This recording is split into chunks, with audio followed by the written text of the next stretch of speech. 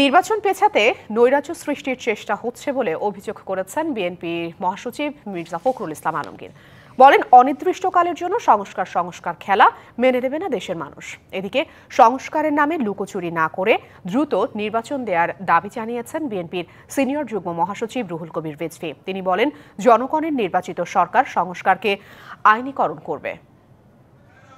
শনিবার রাজধানীর বেড়াইদে ঈদ উপহার সামগ্রী বিতরণ করে বিএনপি। অনুষ্ঠানে প্রধান অতিথি ছিলেন দলের মহাসচিব মির্জা ফখরুল ইসলাম আলমগীর। তিনি বলেন, নির্বাচন পেছাতে নৈরাজ্য সৃষ্টির চেষ্টা হচ্ছে। জনগণের স্বার্থে বিঘ্ন ঘটানো হলে বিএনপি আবারও মাঠে নামবে বলে হুঁশিয়ারি দেন তিনি। সরকার আমরাই তাকে নিয়ে এসেছি যে তিনি তার প্রধান দায়িত্ব যেটা এই যে অতি অল্প সময়ের মধ্যে তিনি সবকিছু গুছিয়ে নিয়ে একটা লেভেল প্লেইং ফিল্ড তৈরি করবেন এবং সেখানে তিনি একটা নির্বাচনের ব্যবস্থা করবেন।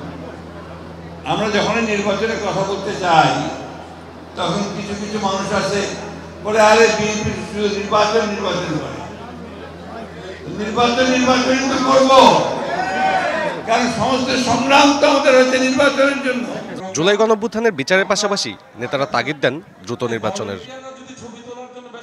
এদিকে দুপুরে সিরাজগঞ্জের বেলকুচি উপজেলার তামাই হাফিজিয়া মাদ্রাসা মাঠে বিএনপির ঈদ সামগ্রী বিতরণ অনুষ্ঠানে দলটির সিনিয়র যুগ্ম মহাসচিব রুহুল কবির রিজভী বলেন, সরকার নির্বাচন নিয়ে জনগণের সাথে লুকোচুরি খেলছে। সংস্কারের কথা বলে আপনারা লুকোচুরি খেলছেন জনগণের সাথে। একবার বলেন ডিসেম্বর, একবার বলেন মার্চ, একবার বলেন জুন।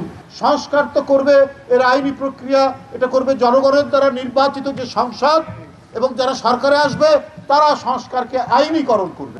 অন্যদিকে লক্ষ্মীপুরে ঈদ উপহার বিতরণ করেন বিএনপির যুগ্ম মহাসচিব শহীদউদ্দিন চৌধুরী অ্যানি। বলেন, ঐক্যে ফাটল ধরাতে নানামুখী ষড়যন্ত্র চলছে। মতবিরোধ পরিহার করে সুদৃঢ় ঐক্যের মধ্যে দিয়ে হাসিনার বিচার, সংস্কার ও গণতন্ত্র ফিরিয়ে আনার তাগিদ দেন তিনি।